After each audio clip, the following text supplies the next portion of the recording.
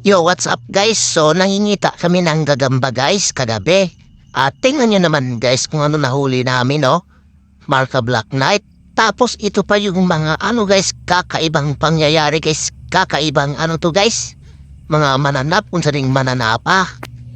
Grabe guys, ang sarap maghunting ng gagamba guys. Di lang pala gagamba makikita mo sa gabi guys. May mga nagsitsuitan din na mga mamot ata. At saka, ang ganda ng gagamba na kuha namin guys, pula pusod. Balita ko guys, yun venomous medyo malakas yung venom guys, kaya,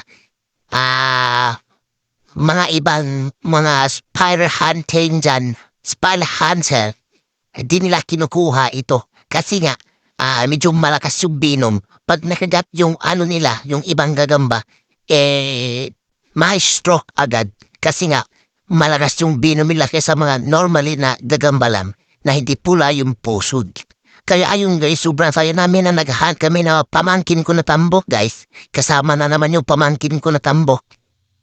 Kaso di ko na sinama guys sa pagpakita ng video kasi nga excited kami maghunting. Tapos ito bumungad sa amin. Kaya nga yung gagambalan yung medyo pinidyohan namin kasi nga medyo natatakot na rin kasi kami kasi sobrang dilim guys sa palibot.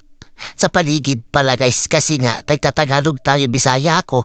Medyo nalilibog talaga sa pagsasalita guys kasi pasensyahan nyo na guys. Kaya ganito na talaga ang puging katulad ko guys na nag-spider hunting. Spider hunter.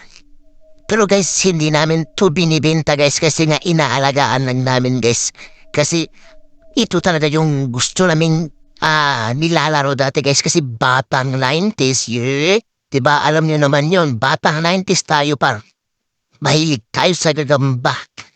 Sobrang saya ng feeling guys dati. Tapos na yung binalik ko, naghahanap ulit ako ng gagamba kasi miss ko na.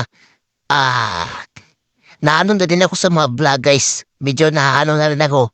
Kaya yun yung nag-motivate ako na, kaya kung maghanap ulit ako ng gagamba.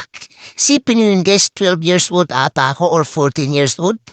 Nung huli akong naghanap ng gagamba. Kung di ako nagkakamali. Tapos ngayon guys, hapit na ako mag 30 years old guys. Karon pa ho, ngayon lang ako ulit naghanap ng gagamba guys. So excited